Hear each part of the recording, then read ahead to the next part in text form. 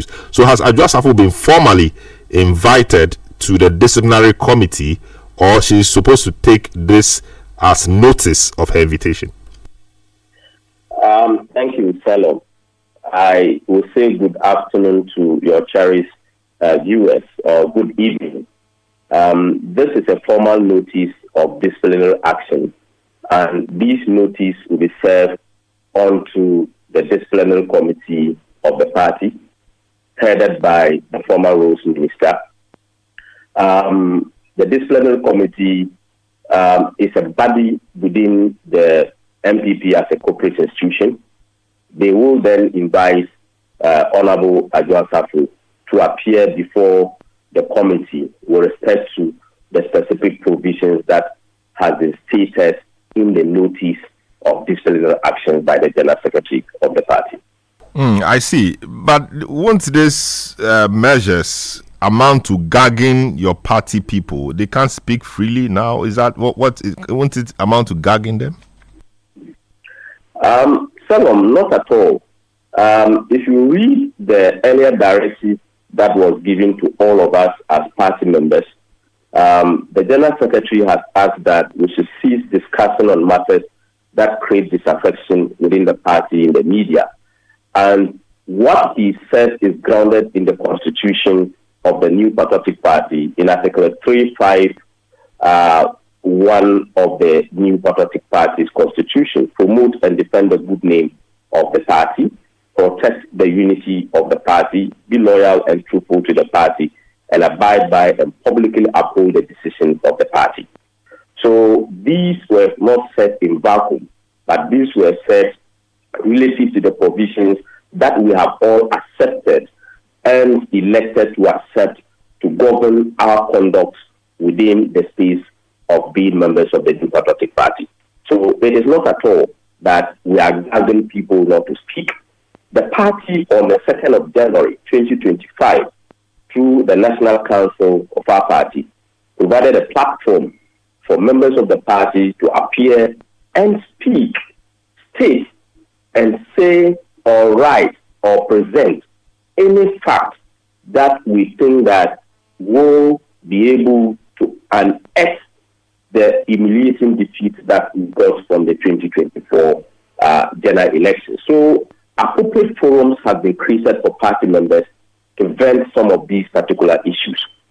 Even before the statement came today, members of the party have been speaking, but leadership of the party, as the CEO, the chief executive of the party, the general secretary, as mandated in Article 1075 of the party's constitution, so directed that some of these things have to be nipped in the bud, and we need to control the narrative. So it is not at all to guard against free speech. It is to control the narrative and to refer members of the party to the specific provisions that guide us as members of the New Patriotic Party. I see. I'm not sure which particular part of her comments riled the party up, to issue this notice.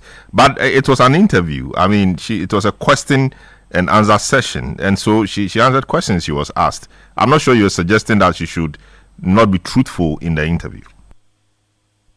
Well, if you listen to the interview, you would hear that she questioned the integrity of Professor Michael Cray's committee.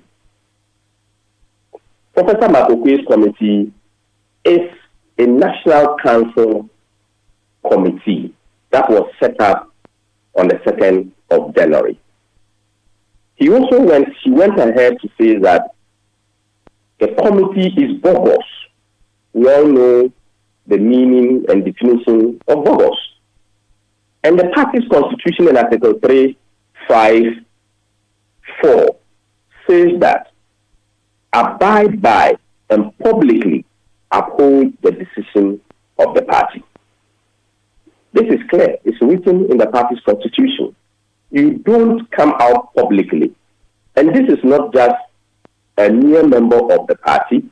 This is a former member of parliament for the party, former Minister of State, former Deputy Minister of State, former Deputy Majority Leader of the MPP in Parliament. So this is a huge personality who has served or should be serving as a role model when such directives are given out.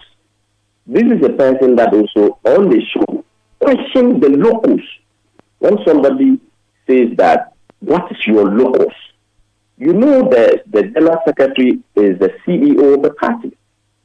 And per the directive, when he was issuing, he pointed to Article 1075 of the Constitution, per the constitutional provisions of our party, to the disciplinary committee to do a further work and to engage so that the party will be appropriately reported to. So I read comments actually, but I think a question was asked and about the committee's work, and I think she said that the committee's work should begin from Dome Kwabena. Why the seat held by the party was lost. Michael Quay his professor was in that constituency and is still there, and the son who was the candidate was there. So we need to start from there to understand why the seat was lost.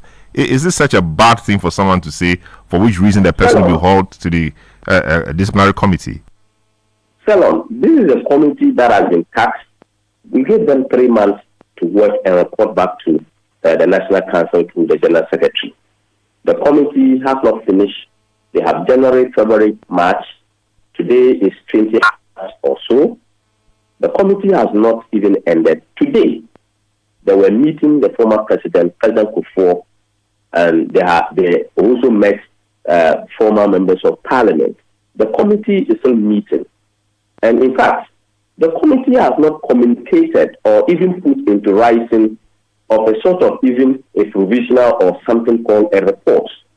So we have to all have to restrain ourselves in the rebuilding process. We have to be very careful the commentaries that we make and the kind of frustration that we put out there.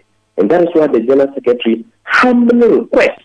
That's why he said, we humbly ask that all party faithfuls remain calm so that cooler heads may prevail at this time. And that's how a leader should be speaking. Very well. But how about context? So, for example, many people or some people have blamed Adwoa Safo for the seat. Losing the seat, the MPP losing the seat in the Dome Kwabena constituency. She has a right to clear her name. That no, I held the seat for maybe 3 times or 2 times. When I left, that's when the seat was lost to the NDC for the first time in our history. That seat has gone to the NDC. That is huge. And if they are accusing her for not supporting the campaign in the constituency, she has a right to defend herself and to say 1 or 2 things. Won't this action of yours instill fear in your members? And would that be the way you want to start your rebuild exercise? Salam, nobody, let me put it in this perspective, nobody is asking that Adwoa Safo should not defend himself. The Michael Quinn Committee has not written anything about Adwoa Safo. So on what basis would Adwoa Safo call the committee as bogus?